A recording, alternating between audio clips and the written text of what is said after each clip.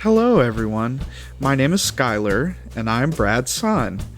And I got the pleasure to interview my dad. And I had been looking forward to this opportunity for a while. There were a lot of questions that I had been just wanting to know the answer to, and to fully have the full picture of him and his life and his musical journey. I really look up to my dad. He is such an important person in my life, and this interview was really, really fantastic. I was truly honored to do it, and here is the episode.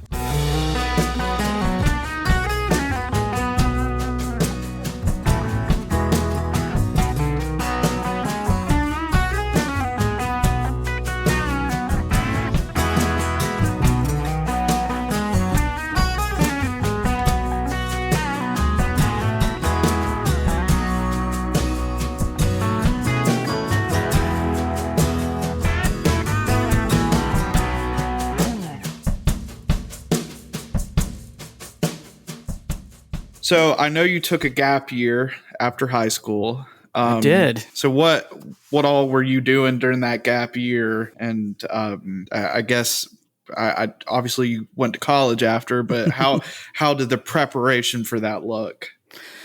So after high school, I was lazy, probably a little bit, and didn't go to college right away. But I also was given an opportunity to teach drum lines and percussion ensembles and private lessons during that time. So I started working with a bunch of different high schools and middle schools. So I was teaching at, I worked with South Forsyth High School, Milton High School, Cass High School, Marietta Middle School, and I did some with South Forsyth Middle School as well. And then I taught a lot of private lessons at the time as well. So I had a busy schedule, especially in the fall, because I was going around and teaching at like 3 or 4 different high schools at the same time, it was a lot, but it was a lot of fun. Yeah. So how did that kind of influence your, or I guess how did it change your perspective on playing? It's a heck of a lot easier to play than to tell someone else how to play.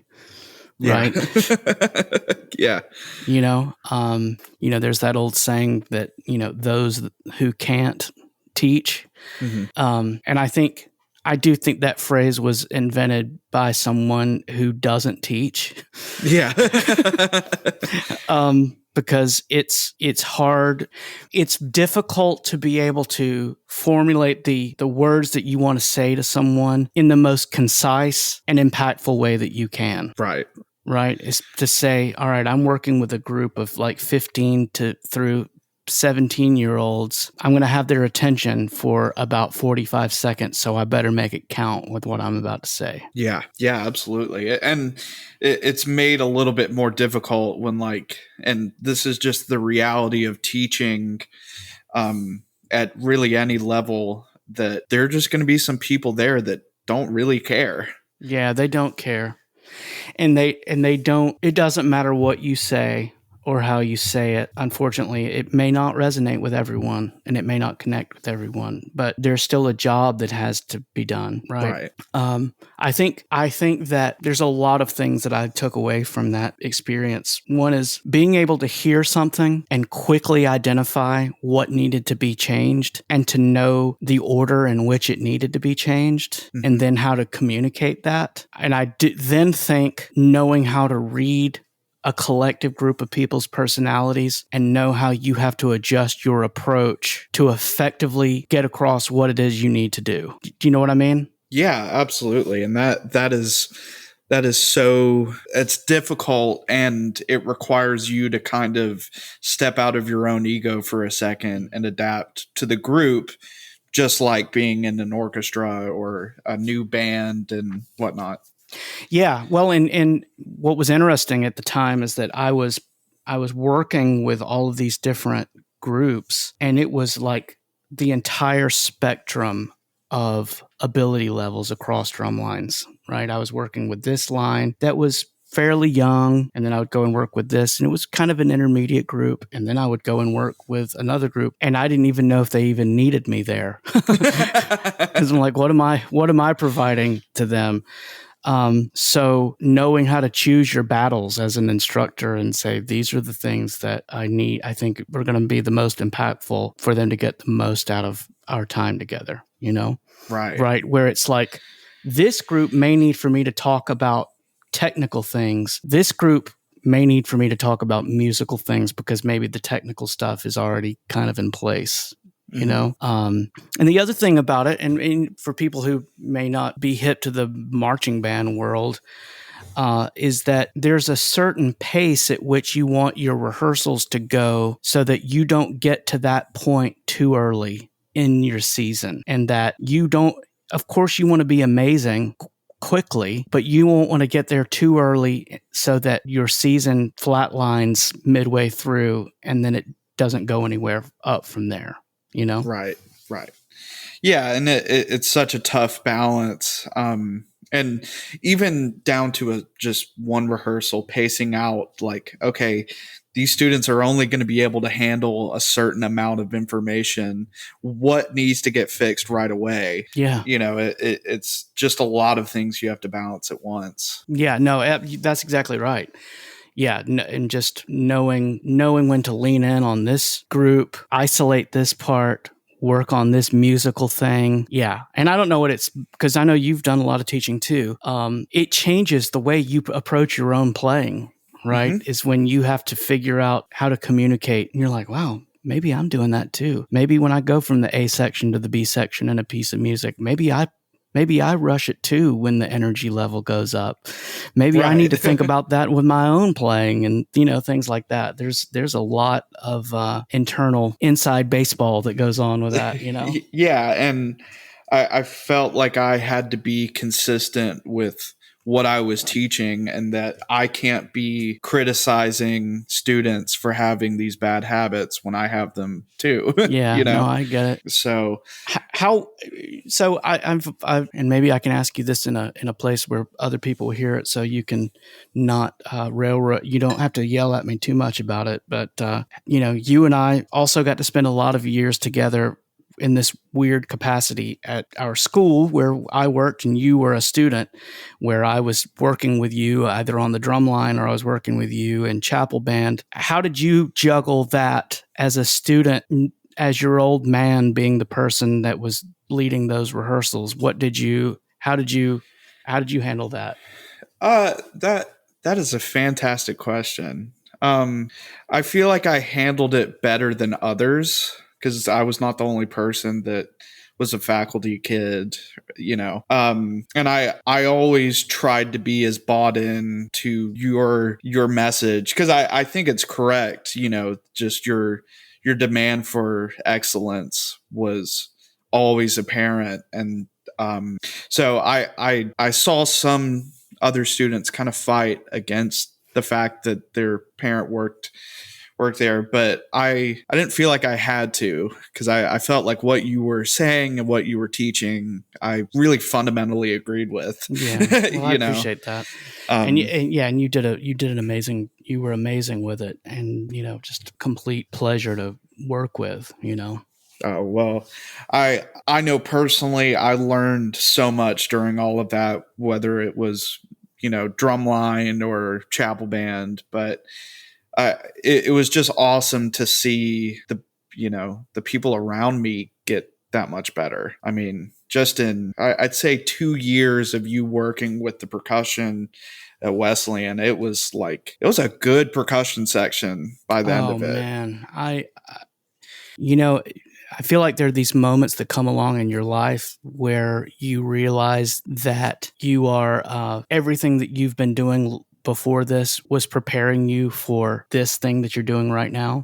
And I think all of those earlier years, because I was teaching some private lessons when I was in high school, I had some students, and then I was teaching, I taught those drum lines before college, and then I taught some while I was in college. And I think that all of that was preparing me for that gig at Wesleyan to go and work with you all. And yeah, you guys were And the chapel band too, both the instrumental part of it and then getting to work with the singers, man, that was, I mean, golly, what an amazing experience that was for me. Yeah.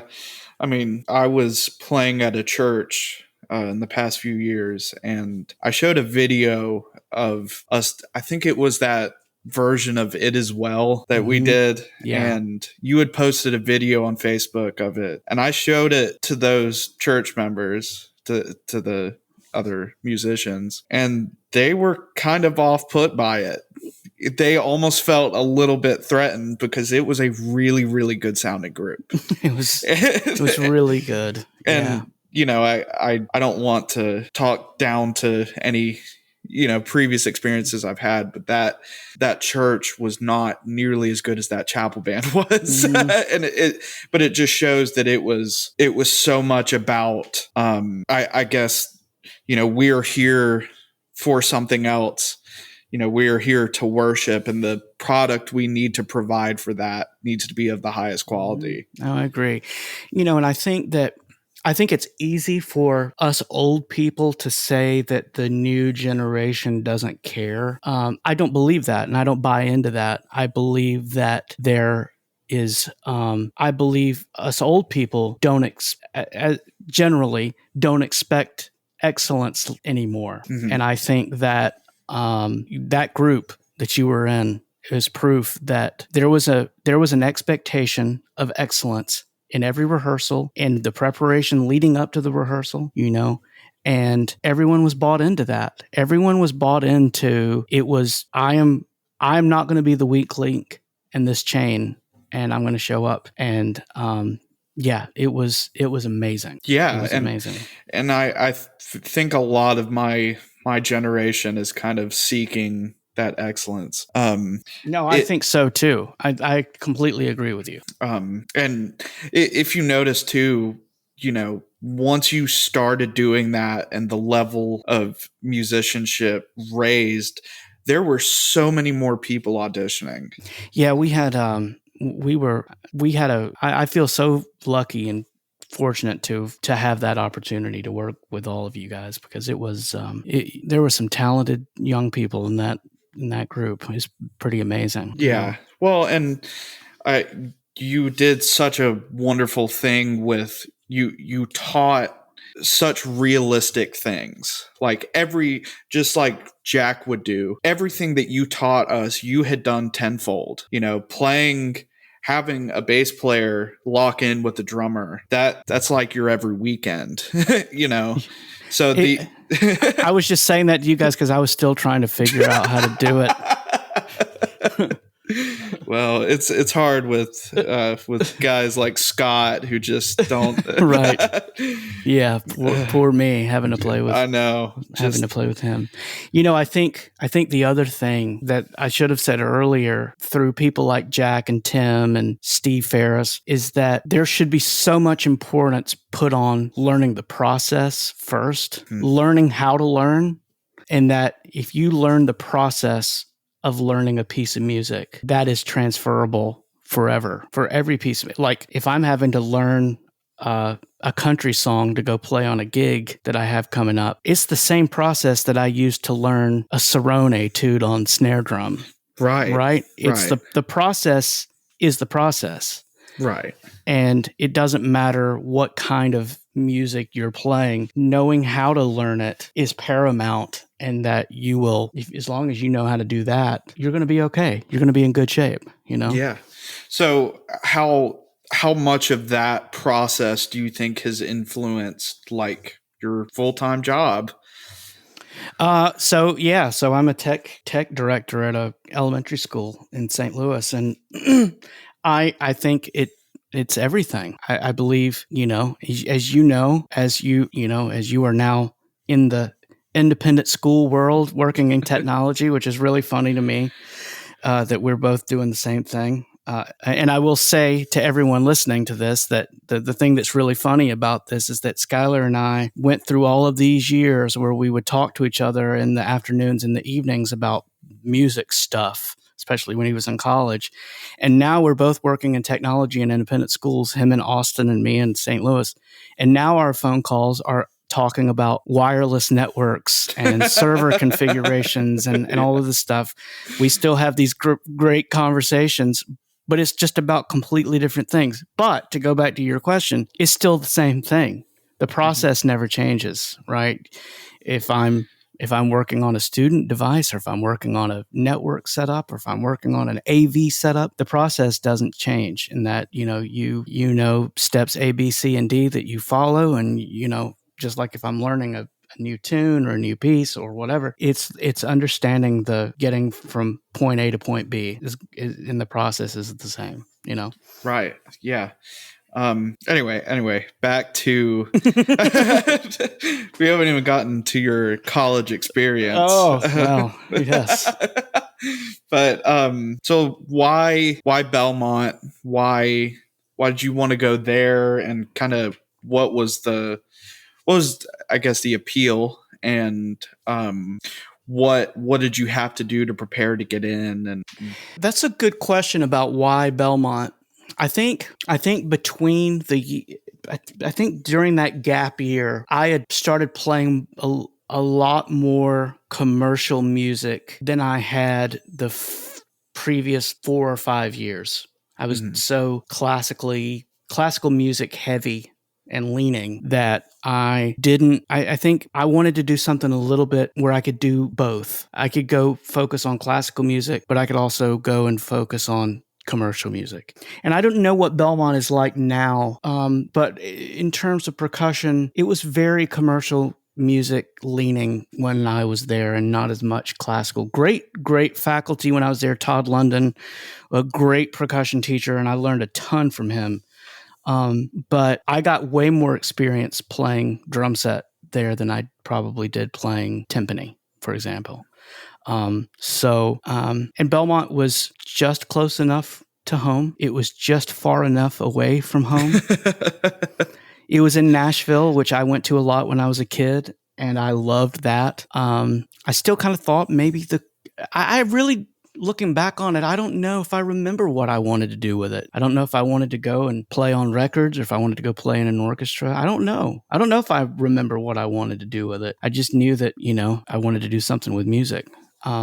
Again, I think I have a lot of regrets from certain periods of my life as a musician, in that I did not focus my attention as well as I should have in practicing and preparing. And that's the way I was for Belmont. I was teaching drum lines, teaching private lessons. I wasn't playing a lot, and I wasn't practicing a lot. And if I'm being honest, I probably went into my Belmont audition and just recycled something that I had probably learned how to play when I was a senior in high school. Mm-hmm. And I got in, and it was fine. And it was okay. Thankfully, there weren't a lot of classical majors there at the time in percussion. So, I was probably being graded on a pretty big curve. Right. But I do have a lot of regrets in that I wish that I would have taken that more seriously. I got there, and they had the orientation, like freshman orientation, which I skipped the entire thing. I never went to a single thing for freshman orientation. And I sat in my dorm room and got my hands back in shape to start the first day of class as a percussionist. I did stick control and just played exercises and got my hands back in shape so that I was not going to embarrass myself when I started. That's fantastic. I actually did something similar. I went to one freshman orientation meeting and realized that I did not need to go to any more, and just was in the practice room. I basically told myself that everyone that I'm going to want to talk to, I will meet at rehearsal. Yeah, because it's all you have time for anyway. So that's it. That's exactly it. It's funny. Yeah. So, and then you started, and oh man, yeah. And I want to hear about playing some John Cage. Oh man, yeah. My freshman year at Belmont, I got an opportunity from Todd London, who I was speaking with. And I don't know how it happened that Christopher Norton was going to come down from Western Kentucky. And there was another Belmont faculty member, but they did these chamber music concerts at the Belmont Mansion, which is this mansion on the campus that kind of everything else is built around. And they did these concerts in the living room of this mansion. Beautiful, beautiful room. And Todd asked me, would you be interested in performing Third Construction by John Cage? And I'm like, heck yeah, let's do it. And I had heard that piece, but I hadn't really spent any time trying to learn it. And I was, I suppose sometimes that it's better to have more guts than brains. And that was one of those times where I was like, yeah, let's do it. Not knowing how hard that was going to be to learn. Yeah. Especially considering the fact that it was 3 professors and a college freshman, and me being the one college freshman that had to show up and do it.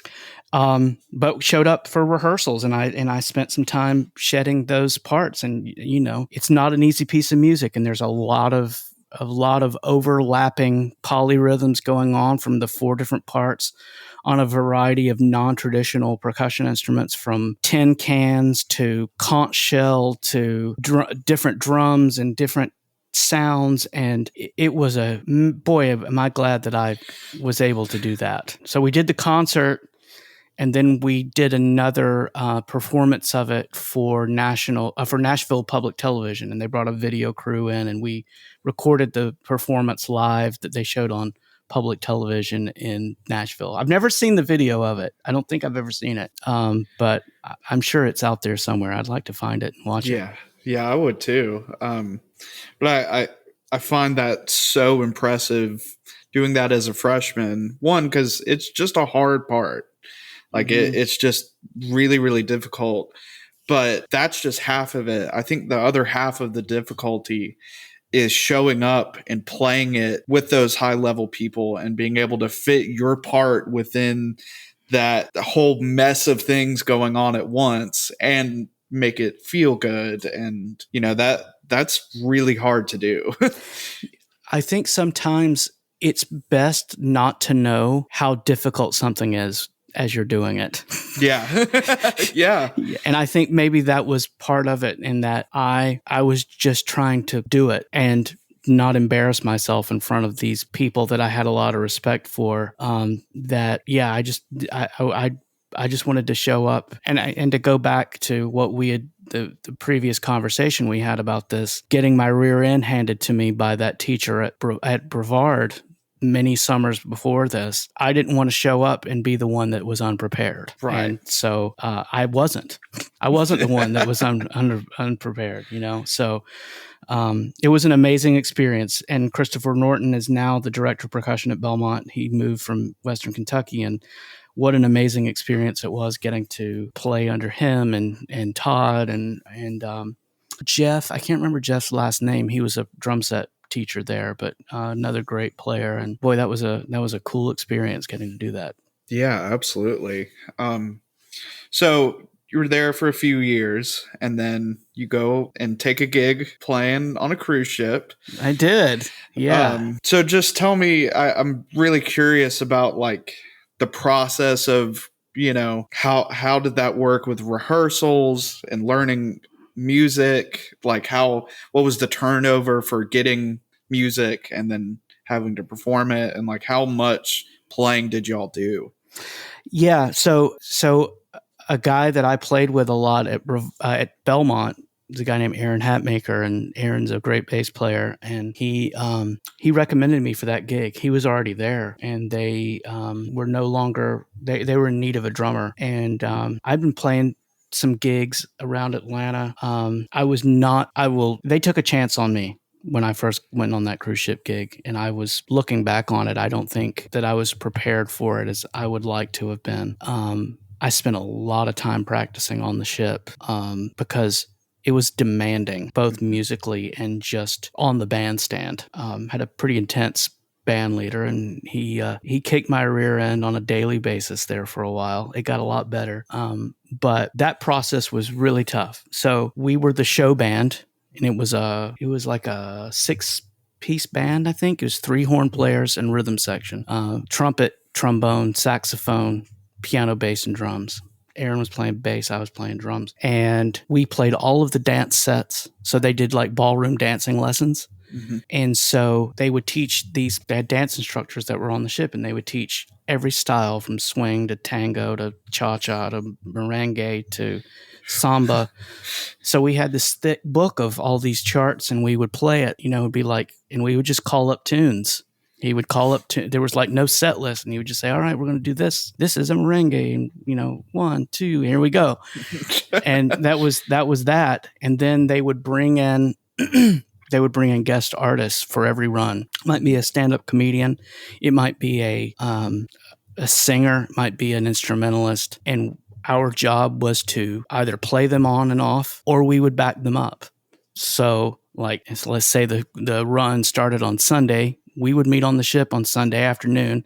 They would hand out their charts. We would unfold them. We would read them down, and the performance was that night. And that was it. We'd do like 2 shows that night. Then on top of those, they had a dance troupe, singing and dancing review that we had like a handful of packaged programs that we would do with them. And everything was with stems and a click. So It was like Disney music and big like show tunes, and it was all choreographed. So we would play these shows as well. Gosh. And, and then like, for example, one time we were going through a hurricane, and they said, for the safety of the dancers, we're not going to have the show tonight. So instead, the band's going to play a tribute to... the band's going to play a tribute to Glenn Miller that we had to learn that day and play during it's like a freaking scene out of Titanic, right? The drums were falling over on me as I was playing. I was trying not to throw up from the ship and moving up and down. And it's like, yep, the band played on as the ship was going down. That was us. So again, just as, I just feel like there's this formula of my life that I'm so thankful for. And from Brevard to Chautauqua to these experiences at Belmont to this, and that getting thrown into the deep end of the pool and having to learn how to swim very quickly, and you're taking so much away from it. I mean, I remember coming back from the ship and then going and playing drums, and it was like you had been swinging 2 bats in the on-deck circle, and then you got up to the plate, and it's like, oh man, this is nothing. Yeah. Right? I can sit here and play, a 4/4 country shuffle, and it feels so much easier because I'm not, dealing with the stress and getting yelled at on the bandstand like sometimes. And that was another experience of dealing with difficult band leaders. I mean, I'm not going to say it was like a full whiplash moment, but there were times where it was like, okay, dude, this isn't necessary. Right. But, and I think that's so cool. Another kind of running theme through this is that people have been very gracious and given you a lot of wonderful opportunities and taken a lot of chances on you, but at no point was that going to be easy, and you always rose to the occasion and, made it happen. Yeah, I felt, I did not feel equipped at first on that gig at all, to the point where I had a few moments at the beginning of it where I thought maybe I just need to get my stuff and go home. And looking back on it, I'm glad I didn't, for a multitude of reasons, you being one of them. But I learned so much from the adversity of that gig. Mm-hmm. I probably learned as much from me not playing well as I did from getting pats on the back. Yeah. That's for sure. Absolutely. That is for sure. Absolutely. So you come back, I'm suddenly part of the gang. Mm-hmm. But I know, if I remember correctly, you had been playing bass already. Or yeah. So my grandmother's brother was a man named J.B. Roper. And again, these amazing men put in my life, like him and my mom's brothers, Darren and Ricky, which, that just poured into me. And that's the way JB was. And his wife, Jeanette, still is. Funny enough, JB passed away while I was on the cruise ship gig. I didn't realize that. Yeah, he passed away then. He was and still is my favorite bass player ever. He was just meat and potatoes, played what was needed and played to the song. And I don't think I'll ever fully fathom how talented he was or how good his ear was as a musician. I think he probably had perfect pitch, but he was so humble and so modest about it. He would never let anyone in on what he really knew. But I'd go over to their house. They didn't have any kids. So I'd go spend some time at their house, and they had this really nice den with all of this music equipment. Jeanette's a great piano player and organist, and JB played guitar and played bass, and he would put on records, and I'd put on his bass, and he would show me where the notes were. So I was learning the technical part of the strings and where on the frets and all of that. But he was also teaching me to develop that ear training part of it, of hearing the song and then immediately being able to translate that into a musical working vocabulary on the instrument.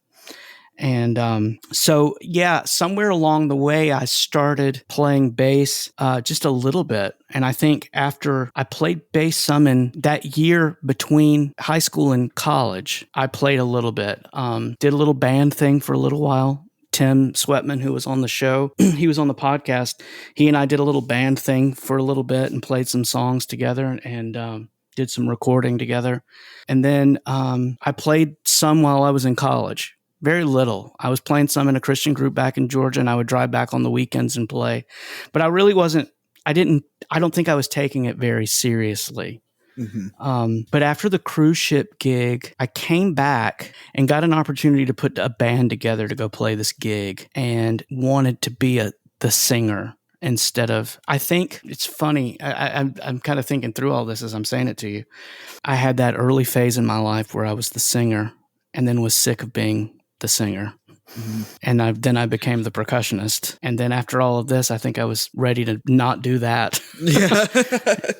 And then I became the bass player and the singer. And so that's when it started happening. And then I realized that I could get more work as a singing bass player as I probably could as a drummer. Right. And carry nearly as much gear around. Amen to that. And there's so much overlap between those two instruments anyway, bass guitar and drums, that I would much rather play bass guitar with a great drummer than to play drums myself. Yeah, absolutely. So what of your gigs playing bass do you think was most impactful on that? And like, where do you feel like you really learned how to play with the drummer most? Do you think it was a specific gig or a specific band, or was that just from you playing drums and knowing what you wanted when you played drums? I think it's all of those. And I think, so that gig that I was talking about that I put together, Kevin Albertson played drums on that gig, and Bill Cunningham played steel, and a guy named Sid Manley played guitar, who, funny enough, played guitar on that first album I made when I was 5 years old. Sid Manley. Because here's it's so funny. Before I went into technology working at a school, I thought for a little while I was going to be an insurance adjuster. And I worked for an insurance company. And lo and behold, one of the appraisers at that insurance company was Sid Manley, the guitar player that played on that album when I was 5 years old.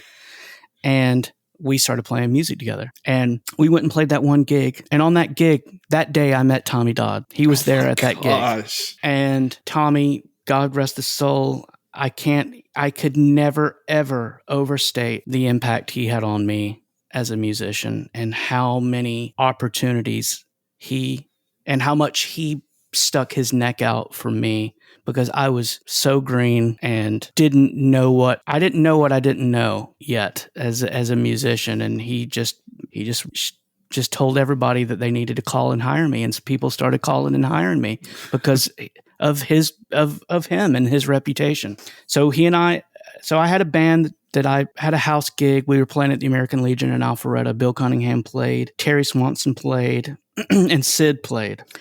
And there were some changes that happened along the way.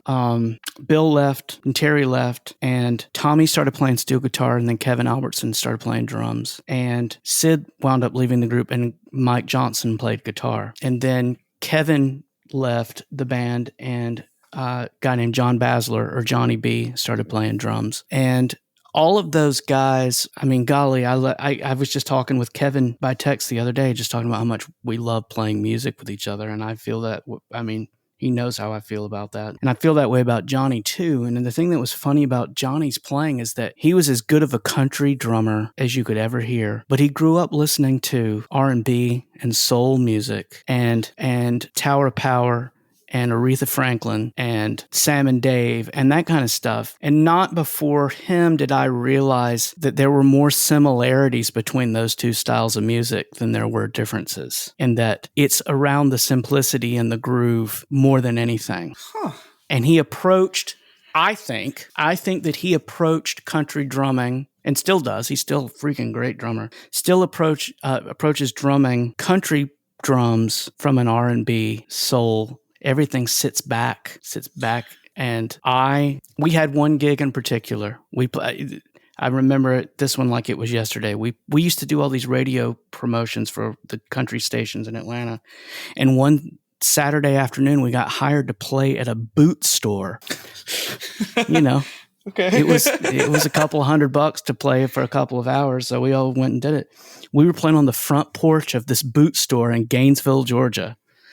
And the way that it was set up, we all had to get really close to each other, and we were like facing each other.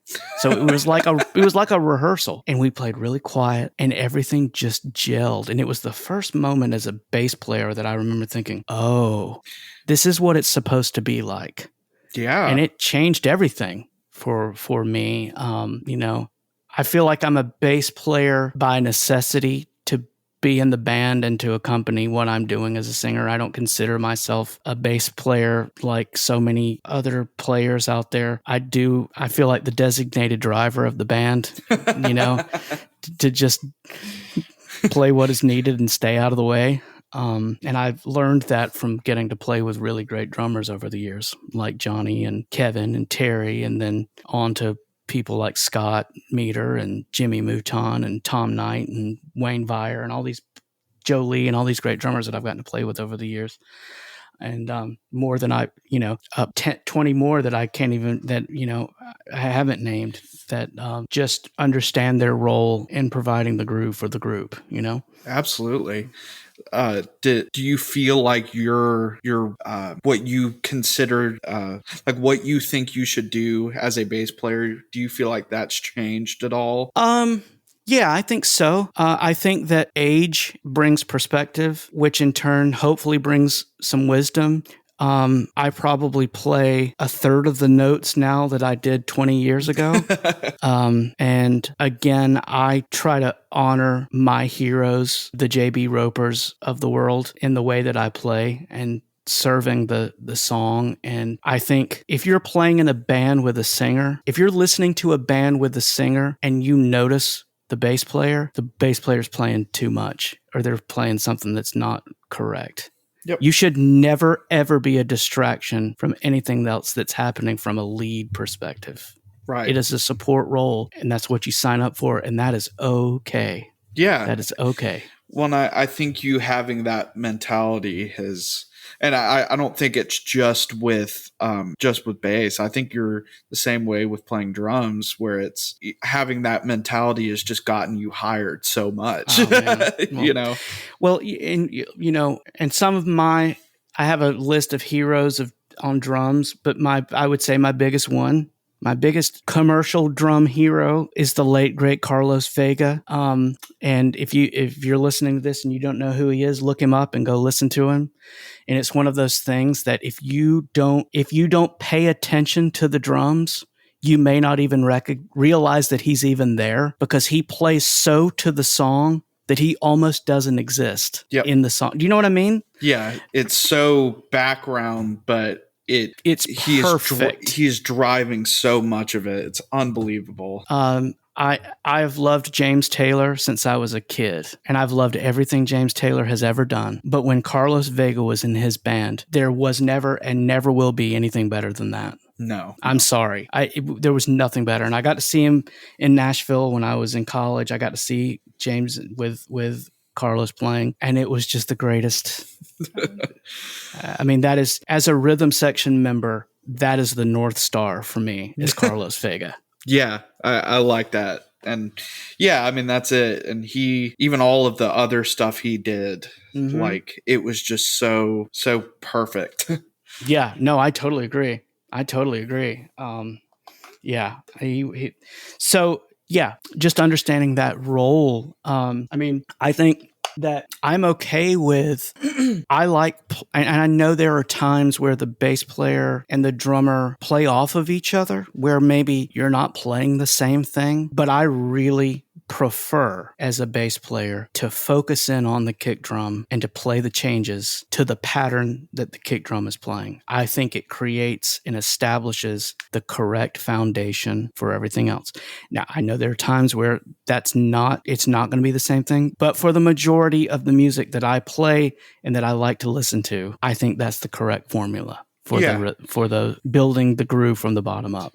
Yeah, because no matter how the singer sounds, no matter what the guitar player is doing, if that's going on, your band is playing together. Y'all are playing as a band. That's it. That's exactly right. Well, and I think those guys in Timeless Highway just have, like, all of these opinions that you have, I think you probably got from working with those guys. I mean, how many gigs do you think you have played with them total? I don't even know. I mean, probably, I mean, during our busiest time, we would play at least 2 to 3 times every weekend. There were a couple of times where we played 3 times in one day. We played 3 gigs in one day. We just played a ton. And what was so great about it is, like, Mike, you have a band of drummers. Mike was also, when Mike started playing with the band, he's a great guitar player and spent most of his time as a guitar player. But previously, prior to us, he was playing drums in another band. I didn't realize that. Yeah. So you have a band full of drummers. Take that for whatever you want to, right? But there was such an understanding about the role of the rhythm and the groove. And Mike he's such a great, tasteful, melodic lead player, but he plays, his accompaniment is as good as his lead playing, especially, I mean, on everything. But if you're playing like a slow shuffle, he just understood where that offbeat had to lay on the beat. And then he was really good and rhythmic, because, I mean, we would play a set of Merle Haggard and old, George Jones songs, and then we'd go out in the parking lot and listen to Tower of Power on the break, right? Yeah. And that's who they were. And I just, again, I can never thank those guys enough for the music education that I got from them every night on the bandstand. It was, I mean, they taught me so much, and probably didn't even realize. Maybe they did realize it, because, again, I felt very green in it. But golly, what a great education I got from them. Yeah, that is fantastic. So I just want to ask, kind of about your Living Large days. Yeah. How did all that happen? Yeah, like how did you meet Brad, and what was that first gig like, playing with Scott? And yeah, man. So I met Brad Large through Jimmy Mouton. They were looking for a bass player, and I think Jimmy recommended me for that gig. And I went out to Brad's house and hung out and played a little bit with him and sang some together, and immediately had a kinship with him as a musician. And we liked a lot. I mean, we were both big Steely Dan fans, but we also liked Toy Matinee and all that kind of fun stuff. So we were really, kindred spirits.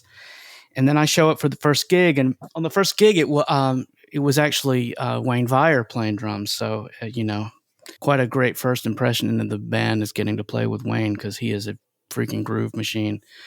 And then lo and behold, on that first gig, I meet Brooke Smith, who is one of my dearest friends in the whole world. And that just started a lifelong friendship and just a complete love and respect for him as a musician. I don't think any of us will ever fathom just how good Brooks really is as a musician.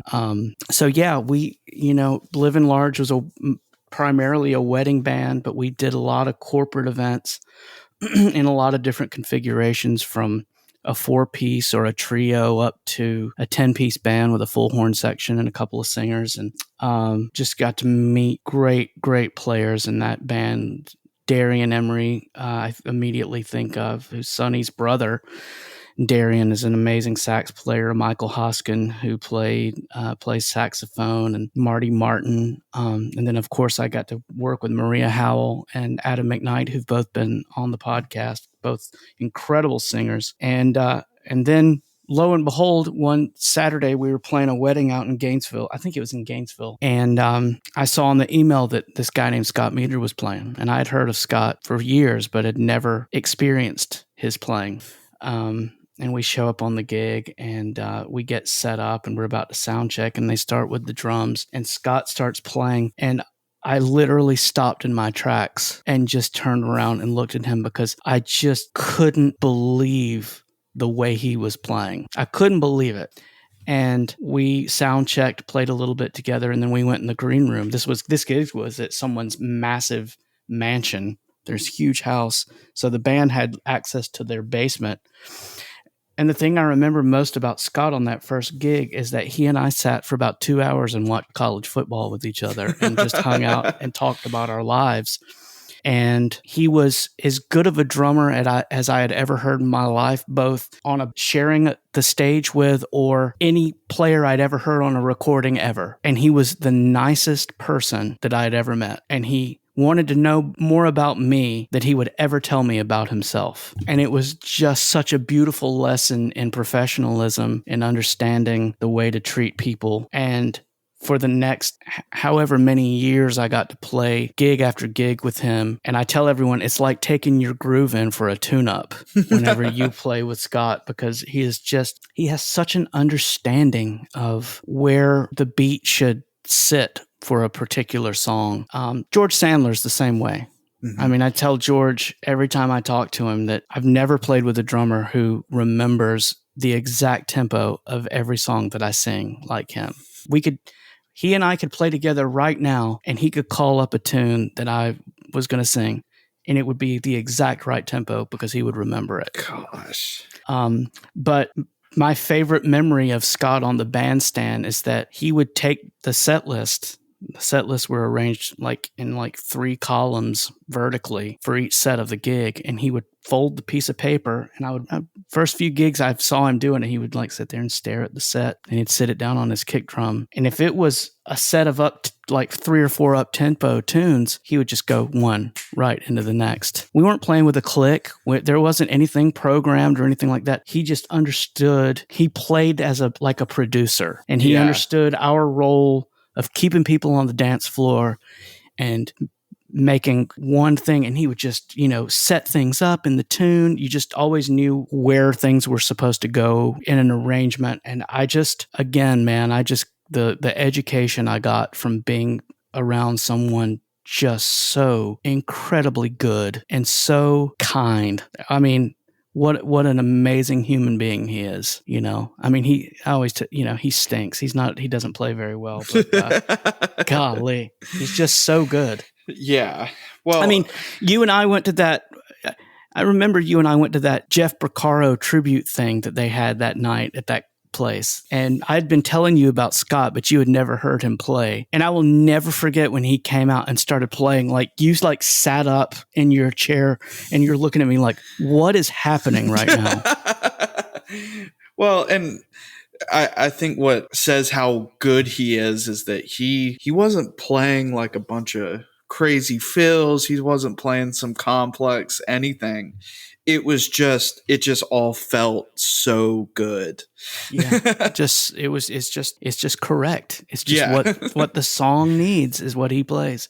Yeah. So yeah, what a Another great experience of getting to the opportunity to be in a situation that I didn't feel worthy to be in.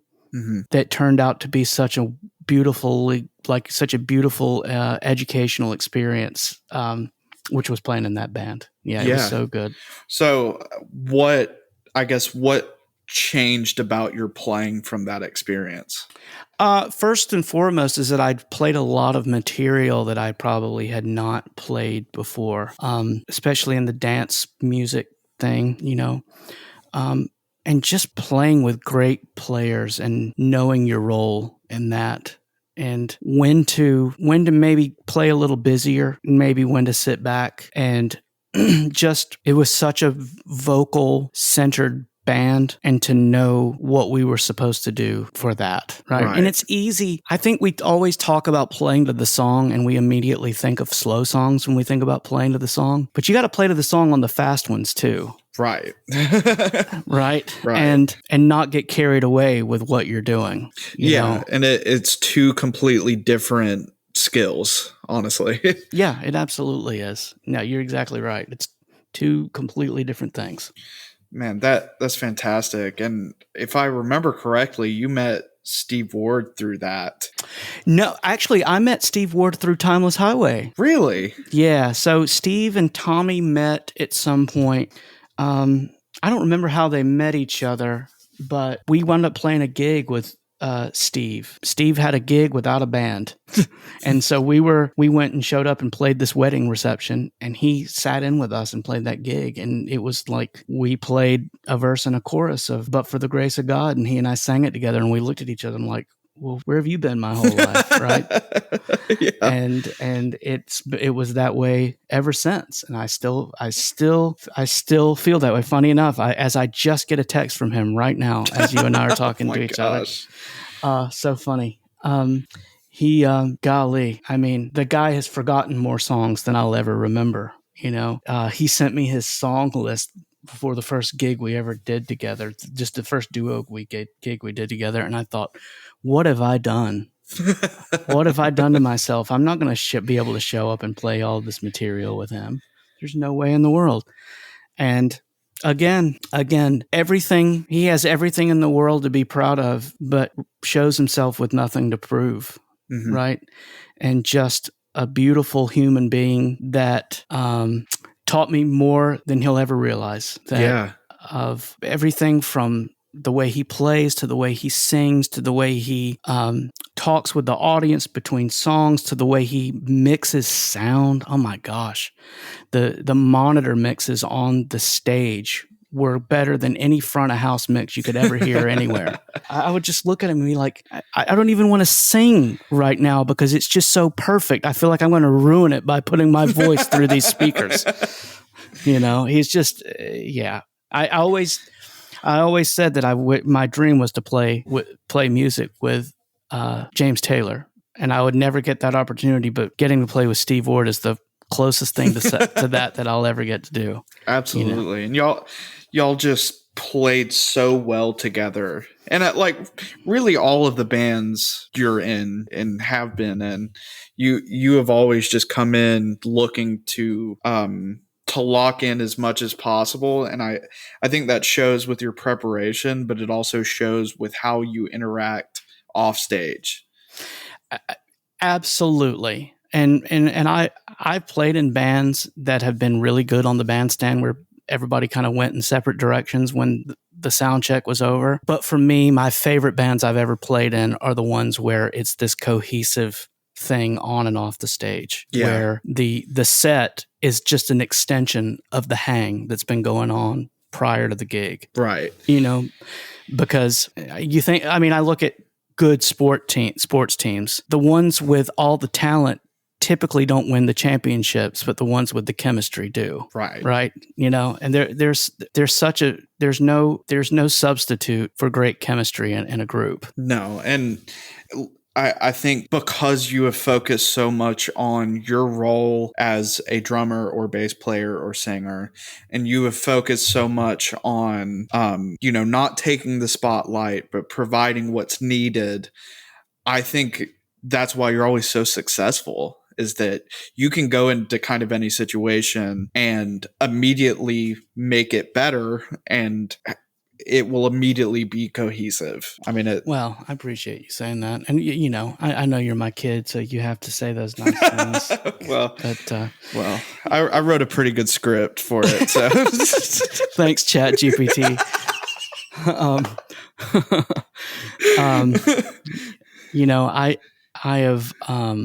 I have been so lucky along the way to be given so many opportunities from so many great people that I just don't ever want to take that for granted, and just try to come in and I don't want this to sound like I'm doing a press conference at the end of a baseball game. I'm just trying to do my best for the organization, but you know what I mean. Right. I want whoever it is that asked me to be in their band or to play their gig with them not to regret that decision. I mean, it's as simple as that. I don't want to walk away from the gig and then be like, boy, I hope I don't ever have to play with that guy again. It's as simple as that. Right. But, I think it, just as much as it happens on stage, I think it happens off stage where, you're going to add to a person's life when you're in it, and certainly never take away. And, I'm incredibly, incredibly proud to have you as my father. Oh, wow. That's so kind. That's really nice. I'm your biggest fan. I know a lot of my friends are fans of you that you haven't even met, and they're like, "Man, he's really cool. He's really good."